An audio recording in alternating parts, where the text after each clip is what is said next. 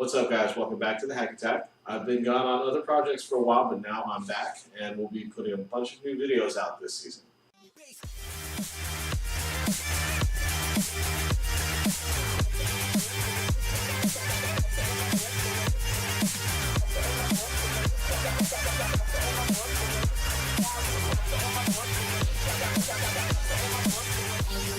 First thing I want to talk about today is going to be my computer not turning on and reasons why it doesn't turn on. So, first of all, what we want to talk about are the three different main reasons why computers don't turn on. Flashing lights, computer turns on, but no picture. And then the last is the computer turns on, gets halfway through the boot cycle, and then restarts again. That's called a boot loop. Let's begin, shall we? The first type of not turning on is going to be flashing lights.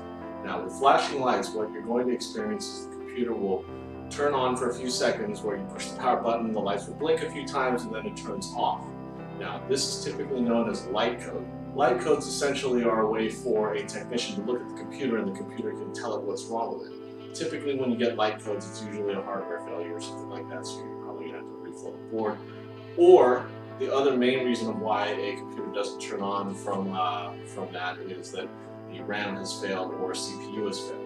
So one of the things that you're going to want to diagnose when you start looking at that type of thing is going through the RAM, pull all of the RAM out, and swap it out with different RAM. New RAM that you have not put into that machine before. Make sure you're running the correct speeds, because if the speeds are wrong, even though it fits, sometimes the computer won't take it. I know HP and Dell tends to be a little finicky about that type of thing. So what you'll want to do is pull out all of the sticks and put one stick into each slot one at a time. Meaning, you have slot A and slot B, pull all the RAM out, take one chip, put it in slot A, turn the computer on and see if it powers up.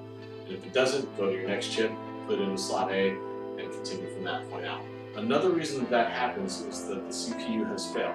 So what you'll want to check also, and this is kind of tedious, is you'll have to break the machine down to the board. Once you get down to the board, swap out the processor and turn it on. A lot of times this may not be the case, but it is kind of a last resort thing you can check. Now, if you're getting light codes, a quick thing you can do to relegate the issue is you can go online to the manufacturer's site. So you can go to HP or Dell or whoever made a computer, and you can look up and see if they have light codes. Generally, you'll want to do a Google search, and you'll want to Google search light codes for HP or light codes for Dell.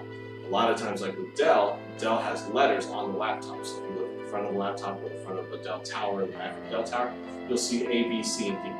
So if you see something like A and B are lit, C is off, and D is lit, then that usually is like a RAM code. Don't quote me on that particular code, but you get the gist. Now on to our next problem. The next problem we're going to look at is going to be the computer turning on but not having an image. Now this can happen very commonly if the light bulb has gone out. A lot of times laptop screens have a power inverter. Ones that are newer tend to not have the power inverter, but you'll run into the power inverter pretty regularly still. If the computer turns on, you can take a flashlight and point it at the screen. When you point it at the screen, you see an image. If there's an image there, then that means the light bulb has failed or the inverter has failed, but the screen is still good. So you can swap the inverter, or you can put a new light bulb, or you can just change out the entire top casing. Whichever you prefer to do, or whichever is easiest, is all your choice. Another reason why this happens also is, let's say a wire or a cable has cut, so you're not getting any type of image. Let's say you put the flashlight to the screen and there's no image there, then what has happened is probably the GPU has failed, or a ribbon or a line going to the screen has been cut, so it's not producing any video image. A quick way to find out what it is you can take a VGA cable, plug it into the video card or video out of your laptop, and then that will give you an image on a monitor. If you get an image on the monitor, then your GPU is still good and there's something wrong happening with the screen itself, so it's probably a hardware issue. If you don't get video on an external monitor, then what's happening is your GPU is failing. Now, those of you who are familiar with the HP DV series,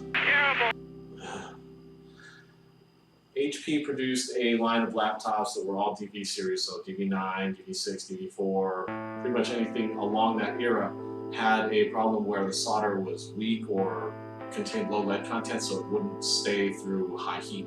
If you went through high heat, your GPU would start to separate from the board, and then you get video failure and no more image. This also happens to the processor, so that also causes a lot of problems. If you're getting this type of an issue, it's time to get a new laptop. I I'd say scrap it, put it on eBay or something, get rid of it. It's too much of a headache. You do not want to deal with it.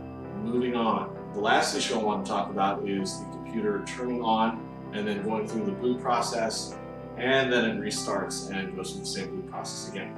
Usually what happens here is in all computers there's an operating system, I'm sure you already know.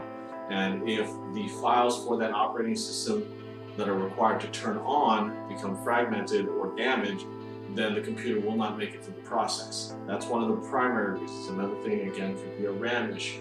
So you could have a bad RAM chip. I would pull the RAM chips out and then start over with a clean RAM chip and go from there. If that is not the case, and the issue is a hard drive, a good way to check this is pull the hard drive out, boot the computer up, and put it into BIOS. If it sits in BIOS for an hour, then odds are your hard drive is messed up or you have damaged files in the hard drive. Either way, you can load a new OS, you can drop a new hard drive, but at least you discern where exactly the problem is coming from. Typically, if you have information that you want to save, what you want to do is get a new hard drive, drop it in that machine, load your clean OS, and then get an external adapter for your old hard drive so you can plug that in and transfer your data out. If you need to know how to do this, hit me up below and I'll make a video on how to do it. That pretty much sums up all the issues as to why your computer wouldn't turn on. So if you have any questions, please hit me up below. You can give me an email. You can visit www.BoneYardPC.com. You can also check out our Twitter and our Facebook and our Instagram and Tumblr and all the other ways that you can contact us. Phone numbers on the website. Whatever you need to know, we can make videos for it. Remember to subscribe, and we'll see you next time.